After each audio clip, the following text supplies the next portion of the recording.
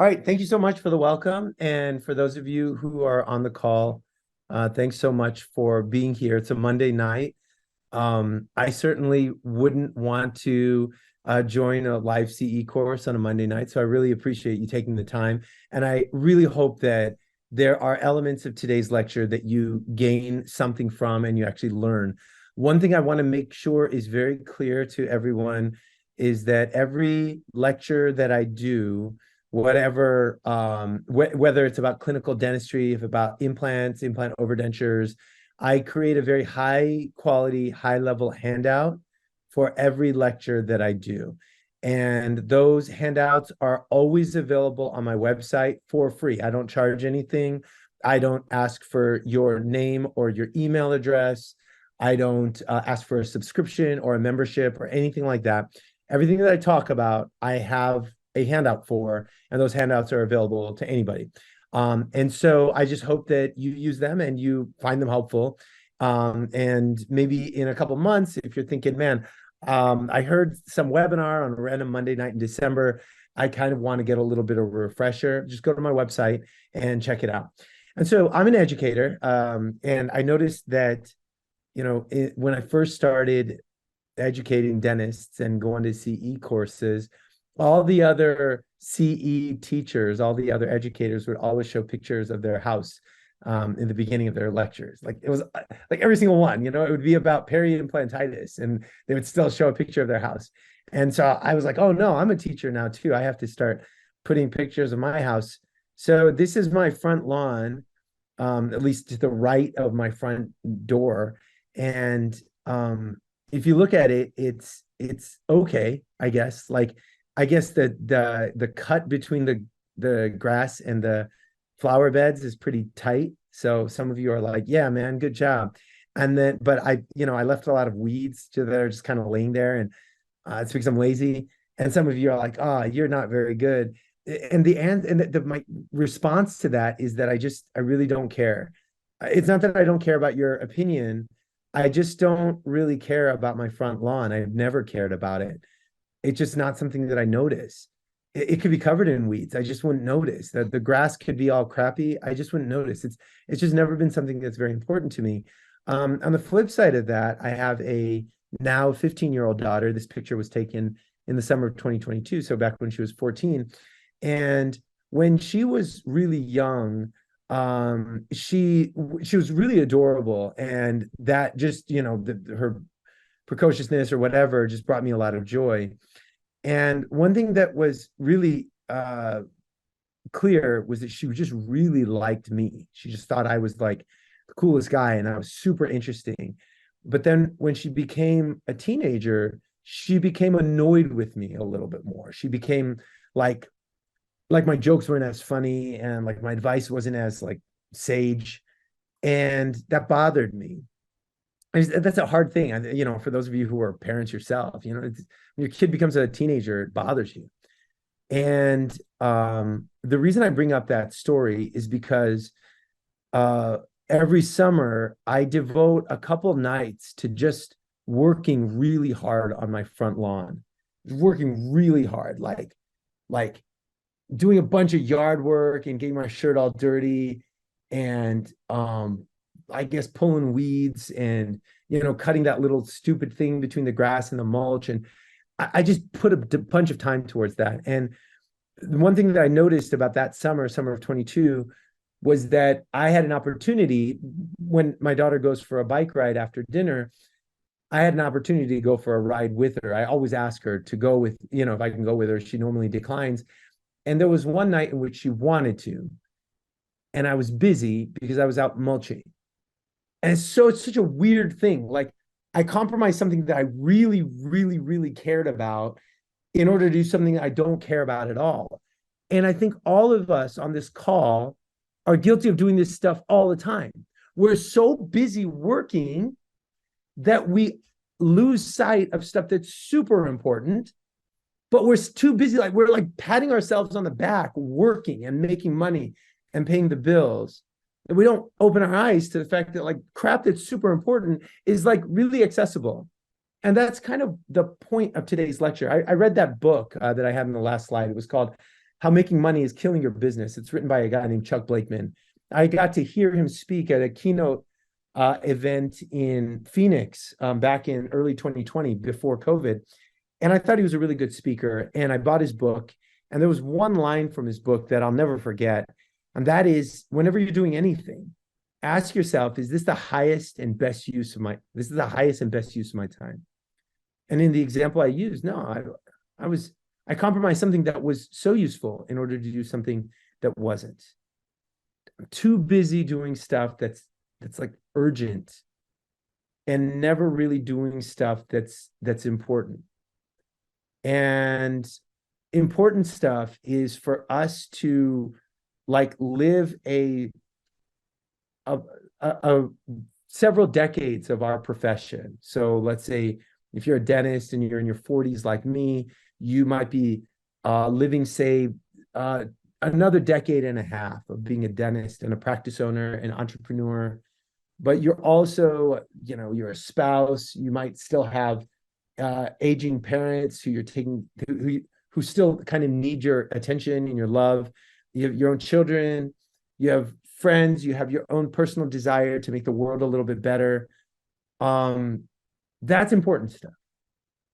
Now let's take this to our practice. See, if somebody had asked me what's the deathbed stuff for my practice, I'd be like, I don't know, to be like a really good dentist, to just like be awesome, to have like great margins, and for my contacts to be so good that when I floss, it has a good click, and for my cementation technique to be really great so that there's never any little bit of cement that's left under the gums, all this other crap. Right? That was always my deathbed stuff, my core values for the practice. But the fact is, that's pretty ordinary. Like all of us are going to just have regular old practices that in which we're trying to do the best possible dentistry. But how can we make our practice like extraordinary? And so my wife and I would practice together. We have a little office in the suburbs of Cleveland. And we said, in order for us to really feel like we've lived a substantial professional life, it would be if we were to achieve these particular core values. And that's for the team to be able to recommend treatment that they would only do for a family member, for everybody who's ever worked for us to come home at the end of the day free of stress, exhaustion, overwhelm, to walk into a clean, organized space that you're proud of, where everyone on the team is aligned and sure of what they're supposed to do, where they belong. And no matter what is recommended or who the provider is, the message is consistent. That's our core values for our team.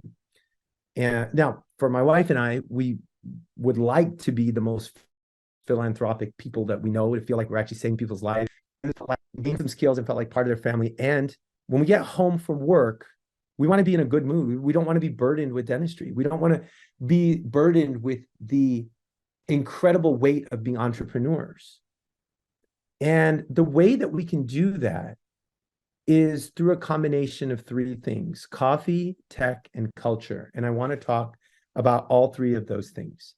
Let's start with coffee. And for those of you who've heard me speak before, you've heard me use this example because it's the greatest example ever. And that is when you get on an airplane and you pull down that little tray and you see a little coffee thing, it's not that big a deal. It's just kind of gross. It's just like, it's kind of gross. I just have to wet a napkin and wipe it. And now I don't know what to do with my napkin. So I have to wait for somebody to walk by and then I'll give them the napkin. I wait for somebody to walk by with one of those garbage bags and then I'll give them the napkin. Not that big a deal. It's not going to ruin my flight or like, give me some disease or something like that. But it's just a little gross. It's just a little example of spilled coffee. Just something that's, you can deal with it, but it's just imperfect. And I think our lives our practices are full of these. They're just full of coffee stains.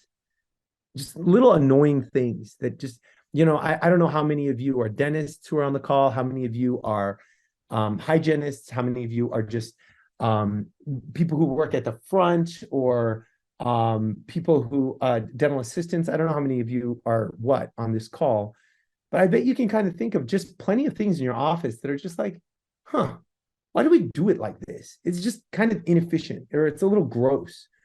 So what are those things? What are the things in your office that are creating conflict, frustration, a lack of efficiency, a lack of fun and enjoyment, or just kind of an overall feeling of growtiness? What are the things that are just standing as obstacles to the realization of your long-term vision? Ronald, I see your question. And I will share my website actually at the end of today's lecture. So don't worry, I got you. So here, I'll give you a couple of examples.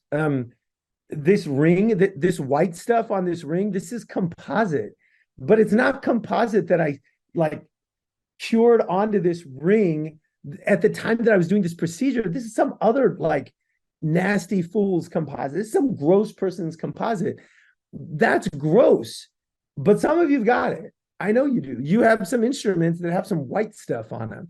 That's gross. It's a coffee stain. Some of you have procedure buttons that are outdated, buttons that are up there that you never use. And then you have procedures that you use all the time that you don't have a button for. It's a coffee stain. It's a feeling of inefficiency. Some of you have just workspaces that they look this isn't going to hurt anybody. But every time you look at them, you're like, man, I sure did a crappy job putting up those frames. Or even worse, you have a really well put up frame, but it has a hygienist. This is one of my hygienists. She hasn't worked for us in like 9 years. These are all coffee stains. They're just not, they're not going to hurt. You're not going to get sued over any of this. Your office is just a little bit more imperfect. It's just less outstanding. And everybody has coffee stains. And those coffee stains, what they do is they create inefficiencies, things that make the office just not run as smoothly. They create messiness, paperwork, clutter, frustration, overwhelm. Just sometimes a potential for patient dissatisfaction. But what they do, these coffee stains, they make your practice ordinary. And that's fine. Your office could have 1 million coffee stains. And that doesn't make your office bad, but it makes your office ordinary. And if you're like me, I think that there is a desire for the few decades in which we are entrepreneurs and we have practices that we have influence over, that we can maybe create something that's extraordinary. The best office in town, the only office in the area that does certain special things.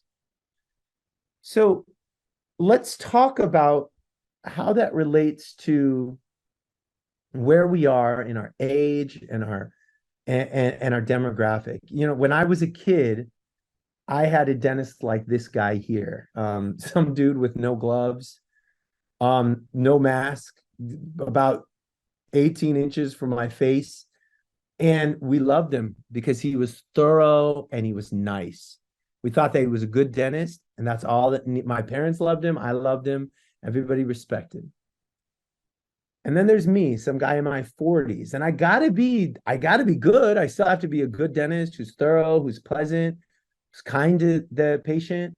But I'm not going to be automatically respected because our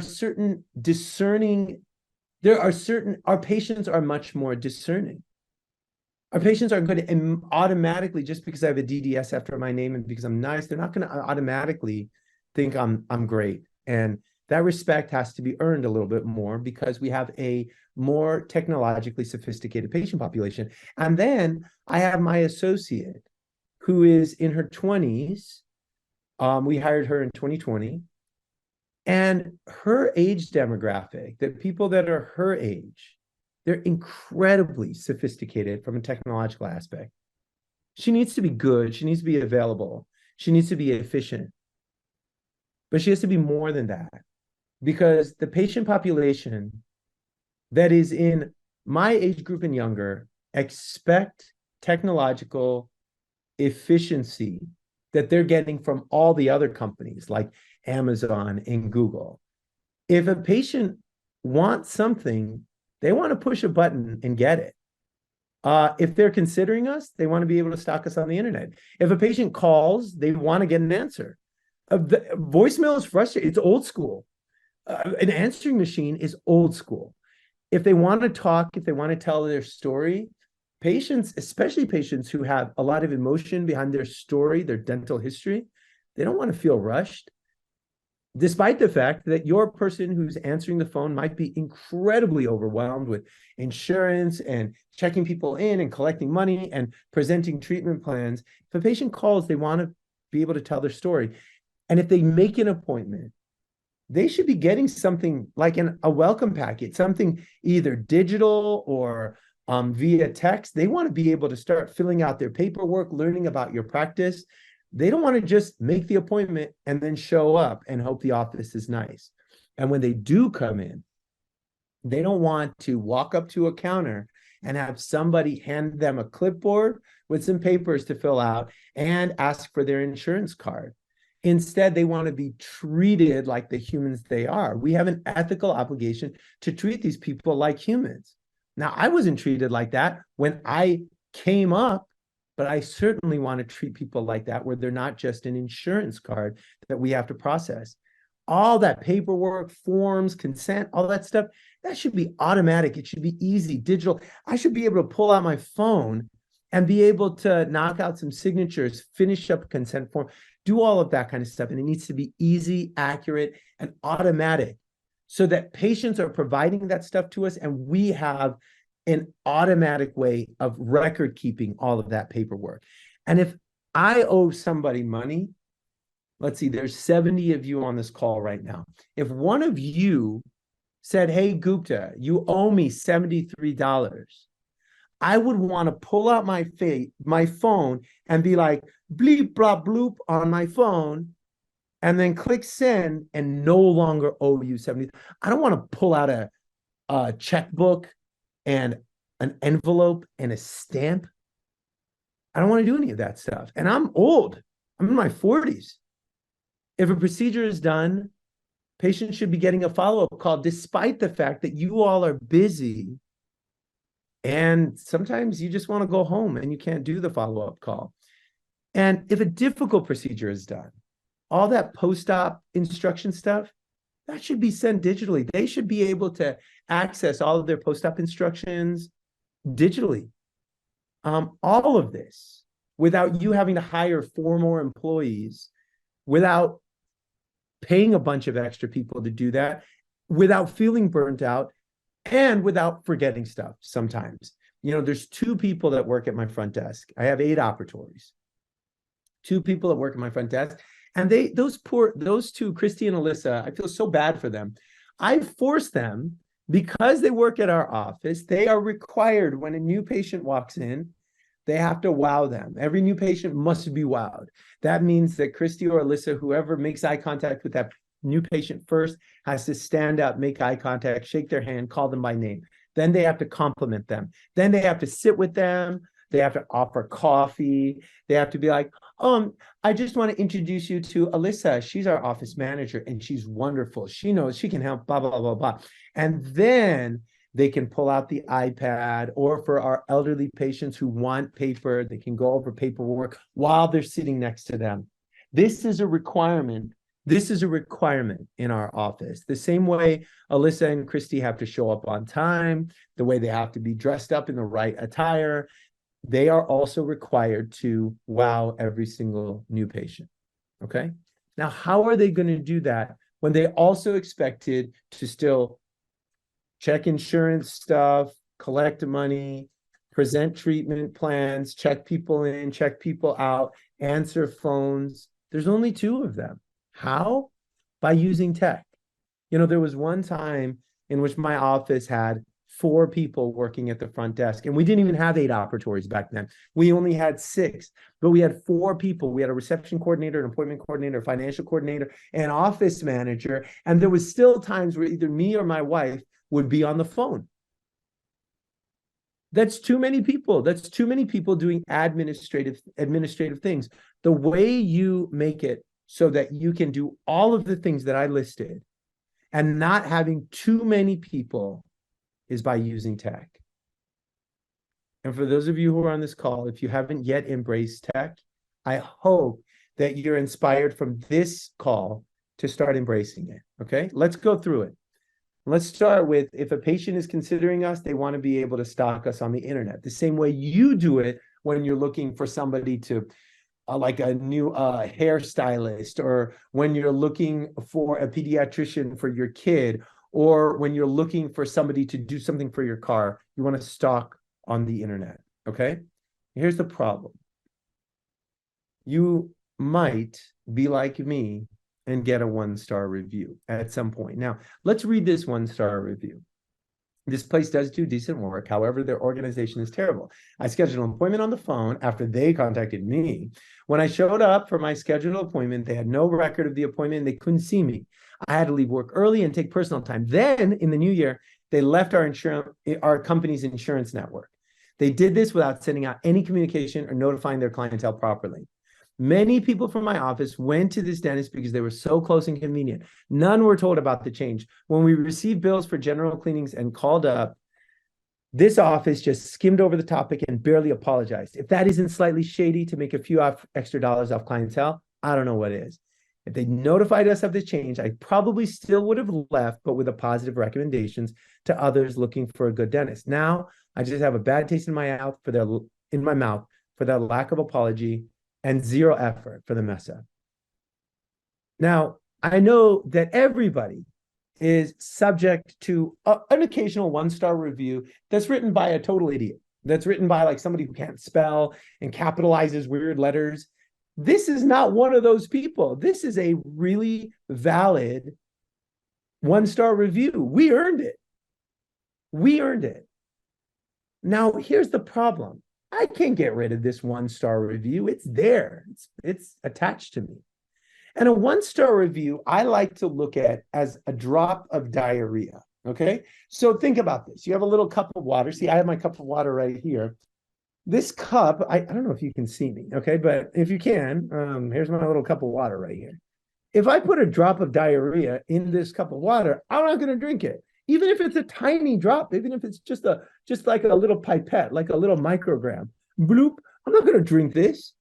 It's got a drop of diarrhea in it. I'm not going to drink this anymore. However, I'm still going to like go to Cancun next summer, jump in the ocean, get my swim on, probably water will get in my mouth and up my nose and stuff like that. Ocean water's got plenty of diarrhea in it, a bunch. But the reason I don't mind is because I got an ocean. I got an ocean of clean water. It doesn't matter that there's some diarrhea in it. I got an ocean. Your 5-star reviews is the clean water. Your 1-star review is your drop of diarrhea. Okay? And when you only have, as you see here, 61 reviews, that's a pretty small cup. And you might still get a 1-star review, that drop of diarrhea in that 1-star, in that small cup. So the first thing I want to emphasize is utilizing tech to make it so that every single patient that comes in that has a great experience at your office, that they're getting a text that says, hey, can you type us up a little 5-star review on Google?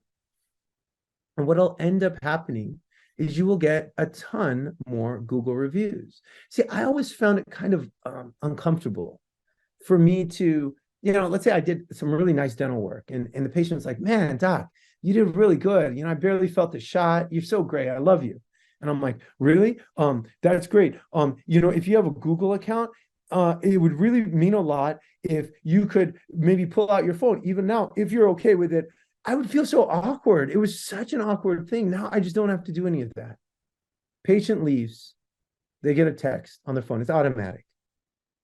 And all they got to do is click a link and it sends them directly to leaving a Google review. It makes it so much nicer. It makes my cup bigger. I'm still going to have that 1-star review.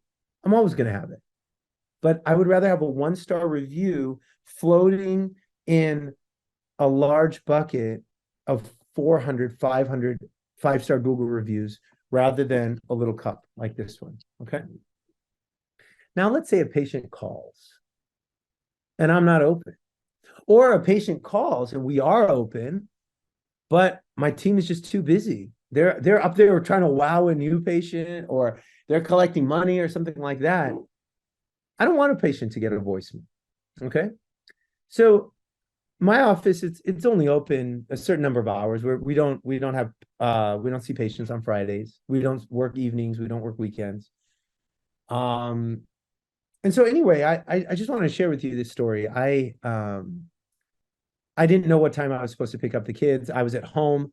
My wife was at work, and I wanted to call her. I called her cell phone. She didn't answer. So I called the front desk. I called the office, and nobody picked up. I was like, dude, it went to voicemail. I was like, oh man, I lecture on this stuff and it's going to voicemail. And it's during regular hours when we're normally open. And I was like, oh, I'm going to have to get mad at them about this. And then about 1 second later, I get a text on my phone. And it says, sorry, we missed your call. We're currently helping other patients. Please feel free to respond to this text and a team member will get back to you shortly. I was like, oh, this is cool. So I just thought I'd play with them.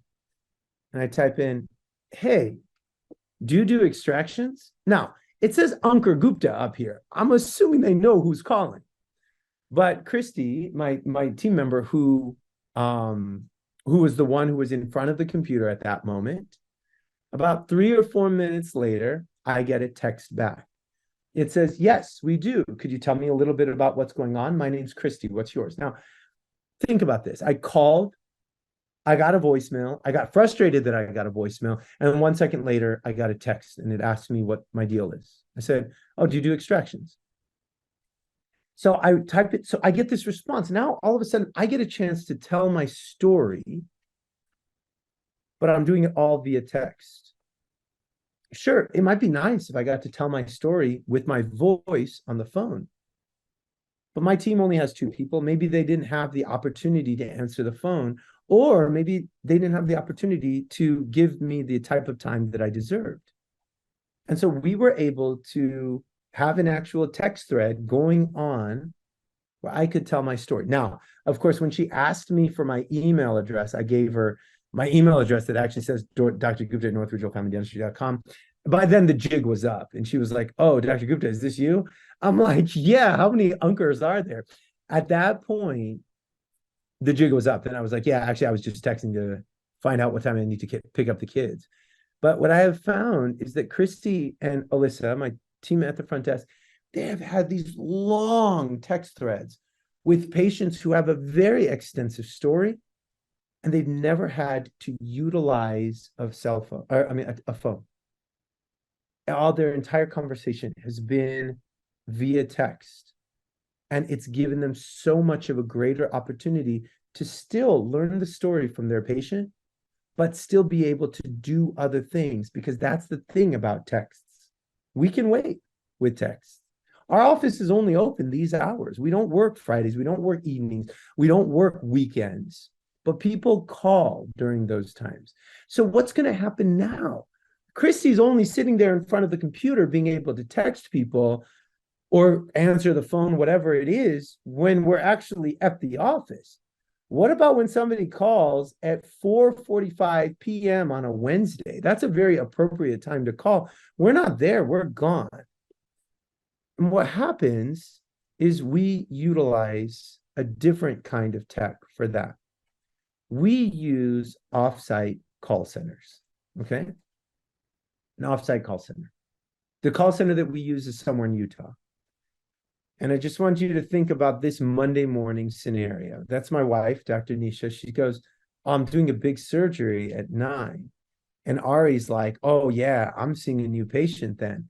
And then somebody from the front desk, remember, it's like 8:34 on a Monday morning.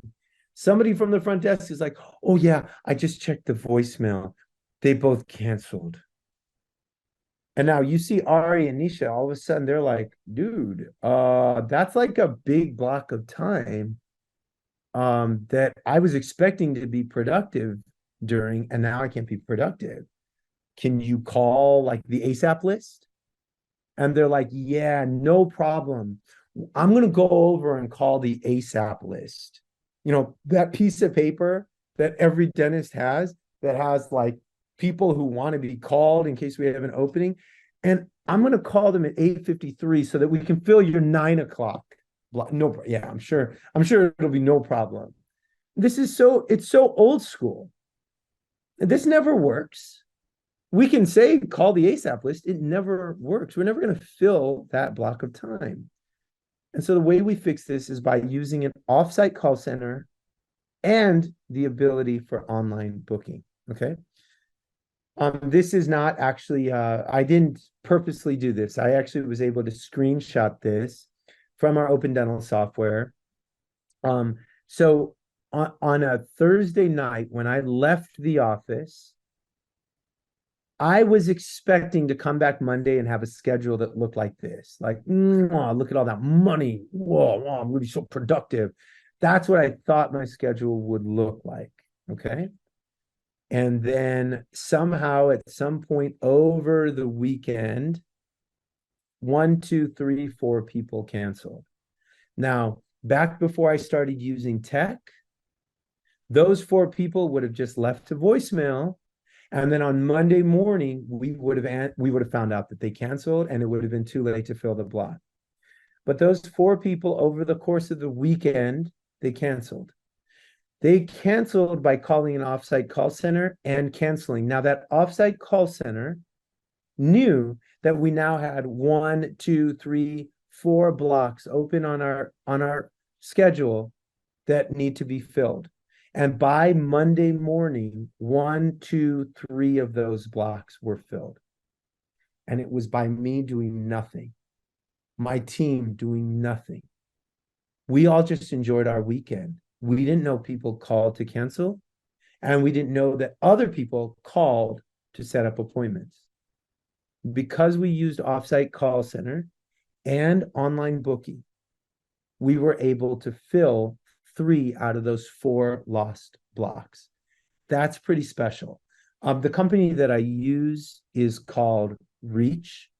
Reach is not a sponsor for this webinar. The sponsor for this webinar is Practice by Numbers, which I also love.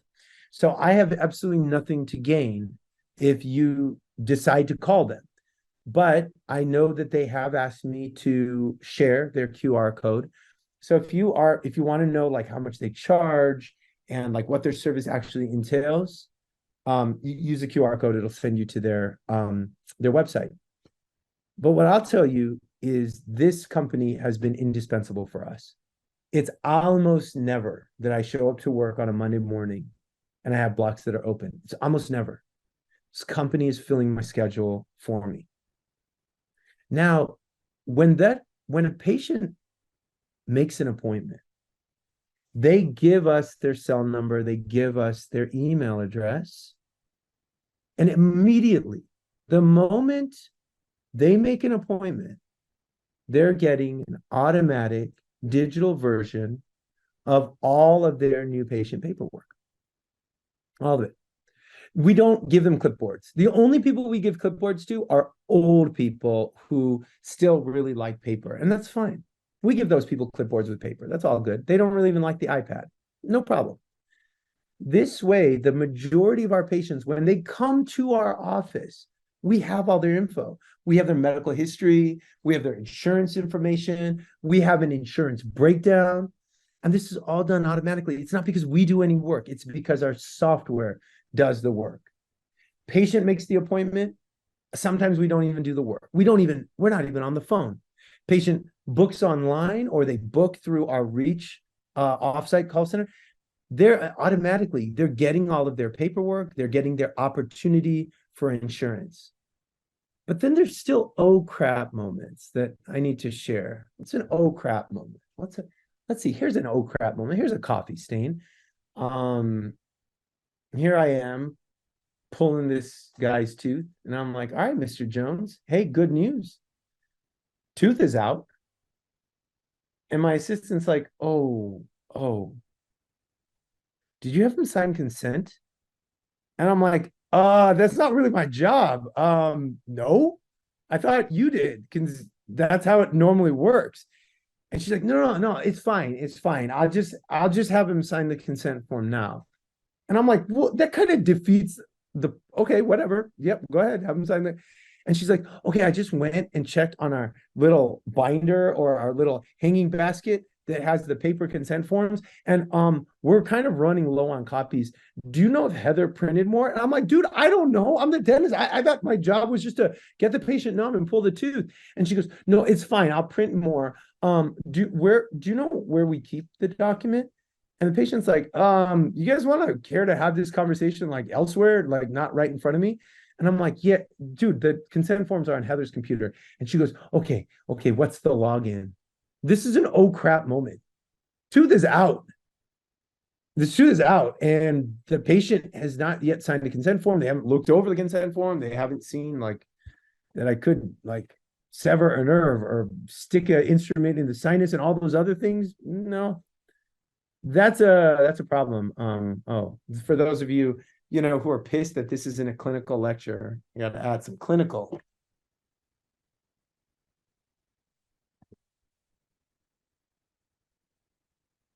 There we go. There we go. All right, now it's out. Now, every time that there is a D7140 or a D7210 code that is on our schedule, our practice management software platform automatically sends that patient their digital forms. Now patients have time to read over their consent form. When they sign it digitally, it is now all of a sudden, it is part of the document center. It's part of their record. Most of the time that we do this type of work, most of the time we get a signature in the office. I would say almost all the time we get a signature in the office, but the patients have had a chance to look over their consent form. Now it's not this weird thing where I'm like, hey, I'm going to get you numb, and then I'm going to walk out of here and I'll be back in 3 minutes. And you better read this 3-page form before then and sign it. Now patients have had time to look over the consent form. Better yet, every time I pull a tooth, they get an email with a video that talks about their options. Okay, you got a tooth pulled. Okay, now what? And they get to learn a little bit about dental implants, about bridges, about dentures, about implant retained dentures, etc., through this video that we created. This is automatic. It doesn't require any work. It just happens automatically. So patients, they can come to the office. When they walk in, insurance and paperwork and all that kind of stuff, it's not a time-consuming part of the process. It's not a focus. Now the focus is just wowing them. They get their welcome packet. They do their paperwork beforehand. It's all automatic. It's digital. It's easy. It's accurate. It's so nice.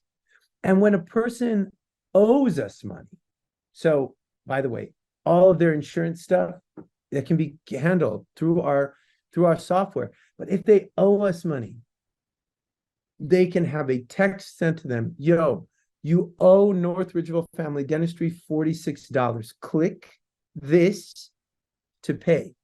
And they click that. And all they have to do is bleep, blop, bloop. It's paid. It's done. Listen, I'm 45. I'm old. I would be pissed. I get pissed if I have to write a check. I find it annoying. My first thing is like, can I just pay you online? And they go, no. Do you do Apple Pay? No. Do you do Venmo? No. Now I'm like, dude, I got to write a check, and I'm old. Think about people who are 20 years younger than me. Make it so that if they owe you money, they just want to bleep, blop, bloop. They just want to pay it. And the last thing I want to talk about regarding this patient management, patient communication software is that if a procedure is done on that patient, they should be getting a follow-up call. Anytime that I do something hard, like an extraction or a root canal or like a bone graft or an implant, or if my hygienist does scaling and root planing, anything that makes dentistry sucky, it's a practice that a patient gets a follow-up call. Like, hey, this is Dr. Gupta. I'm really happy with how everything went today. I just wanted to quickly check in on you, see if you had any questions. The problem is I'm always praying that the person doesn't answer. You know why? Because I want to go home. It's the end of the day, man. I want to like eat dinner. I want to like hang out with my kids. I want to do something like that. I don't want to talk to them. And I'm like praying. I'm like, honestly, I'll dial the number and I'm just like, please don't pick up. Please don't pick up. Please don't pick up. And when I hear the voicemail, it's like bells are tolling and angels are fluttering around. I'm like, oh yes, I can just show that I care with a voicemail. And if they answer, I'm just dying inside. I'm like, please don't feel like talking. So I don't like, for years, I did this on a regular basis, but I hated it all the time. You don't want to hate anything about your job. Now I don't call. I just use the patient management platform, the patient communication platform. I log into Practice by Numbers and I pull up my schedule and I'm like, oh yeah, I saw Rebecca earlier today. I did some implants. So I click on her name and I say, hey, Rebecca, it's Dr. Geep. I just want to check on you real quick, make sure everything's feeling okay. And she goes, hey, it's feeling great. Thank you. And that's it. Ari is one of my hygienists. She said, hey, this is Ari. I wanted to check in on you after today's procedure. And then Kieran says, hi, thank you. That's very nice. I'm doing good. No pain.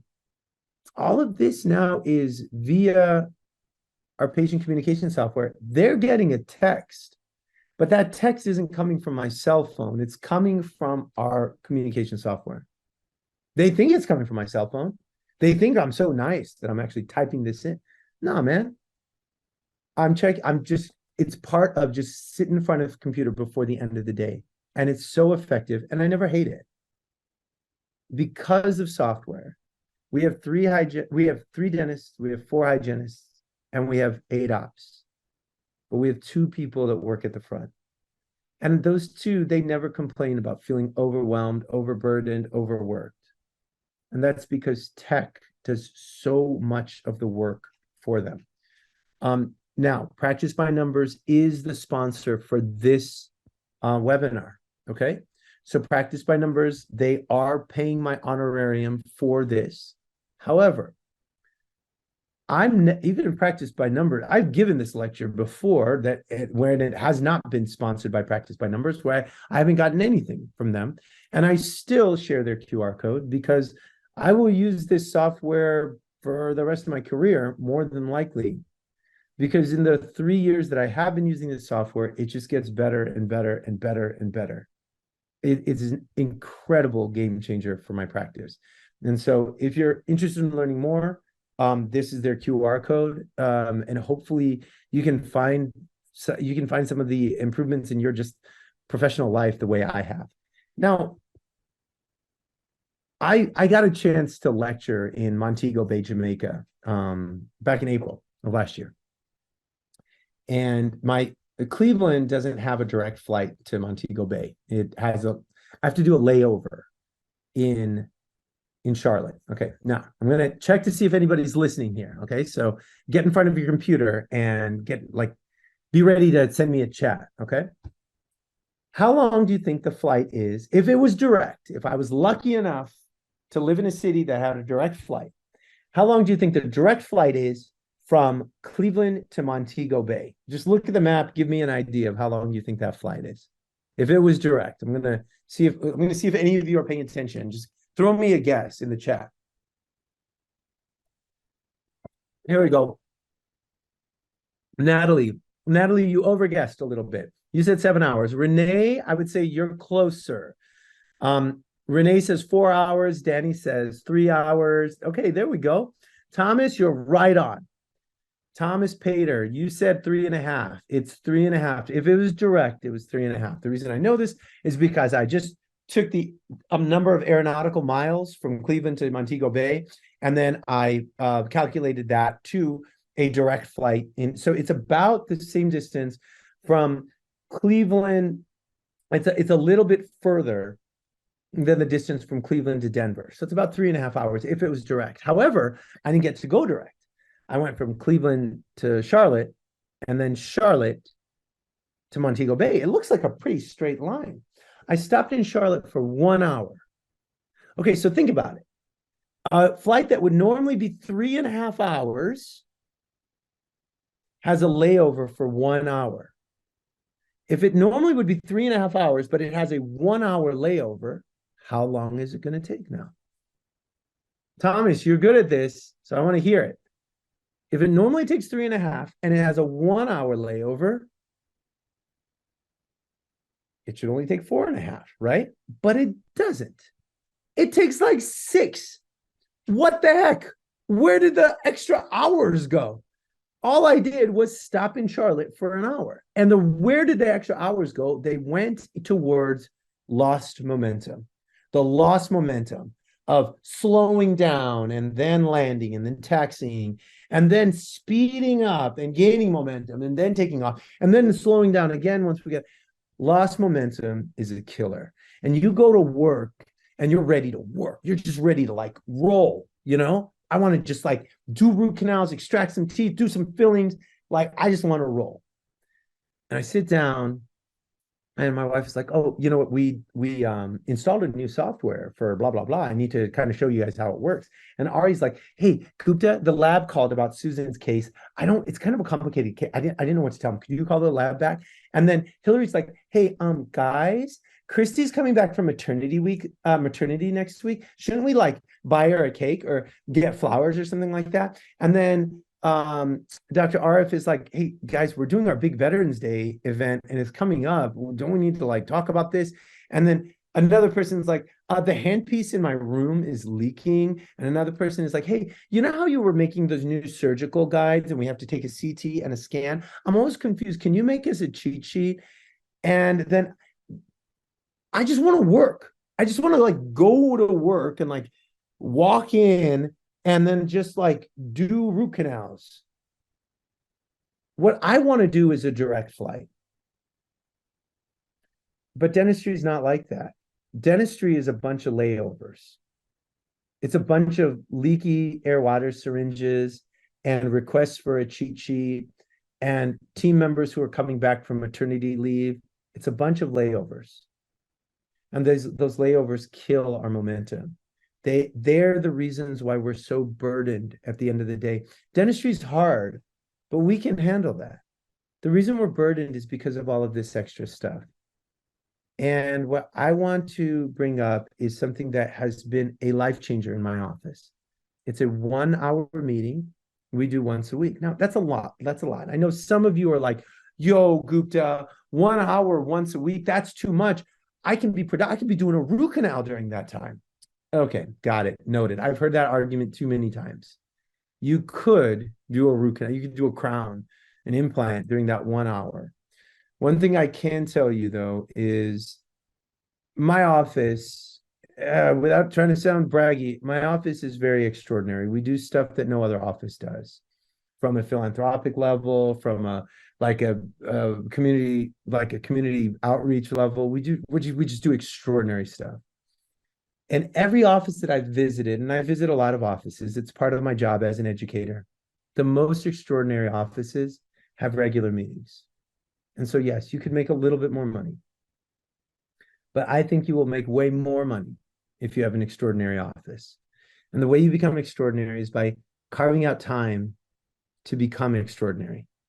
And so from 8:30 to 9:30, we do a bunch of this stuff. Let me kind of show you how it goes, okay? So from 8:30 to 8:35, everybody just goes around the table. And if somebody ran a 5K this weekend or, something like that, they share that. From 8:35 to 8:40, we do something called a scorecard, which is where we go over our numbers, our case acceptance, stuff like that. 8:40 to 8:45 is something called a rock review, which I'll get to later, okay? And then from 8:45 to 8:50, we do something called shout outs. Now, I want you to think about this. At every Monday morning meeting, we do shout outs where somebody is like, hey, you remember last Tuesday when I was running late and you came and you got my patient and you did bite wings on my patient? Hey, thanks. I really like that. That was really nice of you. Here's the problem. How are you going to remember the nice thing that Carly did for you back last Tuesday? But if you notice here, our shout outs, they're pretty boss. We have very boss shout outs. And I'm going to explain why in the next slide, okay? From 8:50 to 8:55, we go over accountability, which I'll talk about in a second. And then the bulk of the meeting is something called identify, discuss, solve. And that starts with an extra link that says things that need to be fixed. Now, nobody in my office they will never bum rush me while I'm walking down the hallway, while I'm full of momentum to do my dentistry stuff. Nobody's going to walk up to me and be like, the air water syringe is leaking. No. Nobody's going to ruin that momentum. Nobody's going to create that layover. Instead, they're going to go over to this Google Doc and they're going to type in what's wrong. They're going to type in what things need to be fixed. Okay? And they're going to type in, everybody is going to type in whatever little coffee stain they found annoying throughout the week. And all of this stuff goes onto a Google Doc. Okay? All of this goes onto a Google Doc. So we have a level 10 meeting Google Doc where on Monday, let's say you're sitting there on Monday and you're working, and you ask for those little shofu discs so that you can polish up your composite.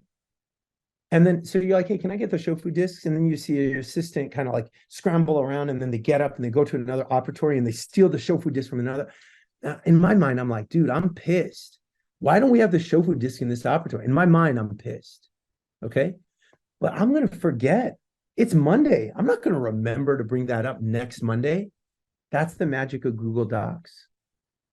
I can, while I'm pissed, go on my phone, pull up the Google Docs for next week's level 10 meeting, and I can type in, I was doing a procedure, I needed those shofu discs, and they weren't there. And we can solve that problem in real time. Coffee stains become a real-time issue. Shout outs become a real-time issue. Dude, if somebody does something special and I'm proud of them, I go on my phone, I type in the shout out. I'm not going to remember it next Monday. This is the magic of Google Docs. And they're magic. I'm telling you, Google Docs are magic. All you got to, anytime you have an opportunity to make the office a little bit better, and you might forget because you're human, you get a chance to just put it on the Google Doc. And things that need to be fixed, things that need to be solved, all of that kind of stuff. And if you see something that's kind of grody right there in the office, take a picture. Just be like, yo, man, why is there there's a bunch of blue and yellow things. Why was there a yellow and gray one in this cassette? We can bring up our problems in real time, and those problems can be comprehensive. By doing these meetings, we are eliminating the layovers. We're eliminating the momentum killers. All of us get to go to work and we can be fully focused on our primary job. And when one little thing comes along and it pisses us off, and one little thing we notice, we're like, hey, why is that area so cluttered? We don't have to spend time in our minds trying to fix those things. No, we just put it on the Google Doc and we know, okay, good. Next Monday, I'll have a chance to talk about it. It's so nice. And the thing about Google Docs, they're free.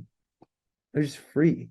These are shared docs that we have whenever we create like a cheat sheet or a form or something like that. Those shared docs, they all go on one particular shared Google folder. Again, we're not paying for this. It's just part of the practice. If we want to keep each other accountable, we can create something called asana. Now, my team is too big now. I have to actually pay for asana, but it's a low amount every month, but it gives us a chance where I have to-do lists at the end of every level 10 meeting. Those to-do lists, my to-do list is filled out. Whoever the secretary is for the level 10 meeting, they're putting these things on my asana. And so all I do when I actually have time to sit down is I start attacking my asana, and I get that dopamine hit whenever I actually accomplish something that my team is hoping for us to accomplish. Now, I got to talk about rock projects. And in order to do that, shoot, I'm running a little bit late, but you guys got to see this video because it's sweet. All right, let me optimize this video, and then I'll finish. I'm almost done here. Okay.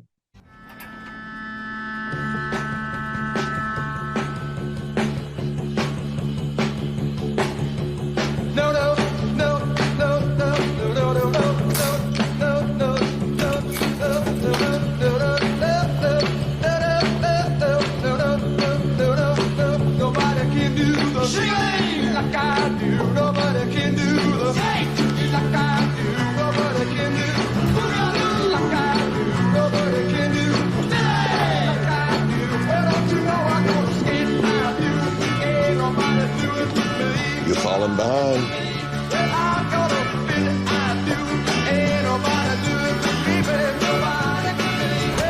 Wolf.com! Ryan, This is how you build a business. We're doing a This is how you make it in this country.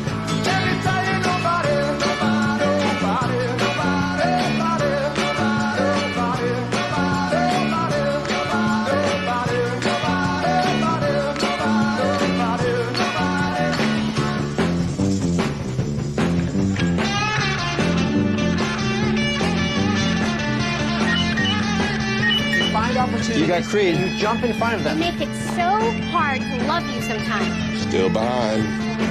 Both of these. I said I didn't want to be on the internet. Go, go, go, go. No, no, no, no, no, no, no, no, no, no, no, no, no, no, no, no, nobody can do the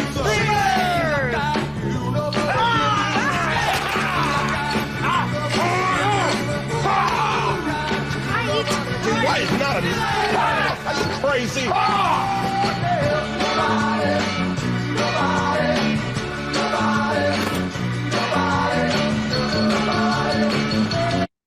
So, okay. The reason I wanted to share that was because, well, I'm like super proud of it. It's like awesome. But think about how much time and effort went into planning that. Like, that was an idea. Like, we came up with somebody who loved watching The Office, came up with the idea. They were like, oh, we need to do that. And that was a cool idea. And it was brought up at one of those level 10 meetings. But think about like the casting and the directing and the props and the camera work and all that kind of, that was a lot of effort. That was a lot of planning. And the reason why I believe offices that are extraordinary is because they carve in the time to make those extraordinary things happen. And I have found that there's no better way than to use Google Docs. Make it so that there is a welcome to our office, nobody but me, Google Doc, and everybody can collaborate. And somebody says, oh no, I think Christy should be Dwight because she's the craziest. And oh, Dr. Gupta, you're going to be the one who has to do that. Everybody gets to collaborate. And the greatest thing about Google Doc, again, is it's inexpensive. That's why. Okay, I'm going to skip a couple of my slides because it's 8:58 or something like that. I want to make sure that you all know how to get a hold of me. My website here is bebetterseminars.com. That's where you can find all my handouts. My email address is here. Of course, if you want to learn more about the other things that I talk about implants, implant overdentures, clinical headaches, practice management, case acceptance, wellness, posture, burnout. And if you want to learn more a little bit about me as an educator, please do. I love doing this.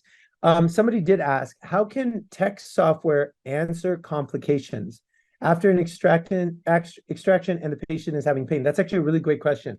So if a patient is having pain and they call, the offsite call center will, first of all, if they call at 8:45 p.m., they're going to talk to an actual human. Now, that actual human doesn't work for the office. That actual human is somebody who works for our tech, for the offsite call center. But that person isn't going to know what to tell that patient. So they'll say, I'm going to let Dr. Gupta know, and Dr. Gupta will get back to you. And what I end up having is a text or an email that says urgent, and that urgent email says, okay, I had a conversation with Patricia. She says that she's still bleeding. She's quite concerned. She would appreciate a call back. And so on the platform, I'm able to just answer that question. I'm able to give her a call. So I'm glad you asked. Yeah, tech software can't figure out everything, but I certainly would rather be interrupted from my evening if somebody is having pain than being interrupted for, something that's not that significant. And so that's why it's nice to actually have somebody answer that question. I hope that answered that. And I believe that's the only question. So thank you very much. I hope you enjoyed this. I hope you found this somewhat helpful and that you'll find little changes that you might be able to make in your office for the better, and appreciate it. So peace out. Thanks, everyone.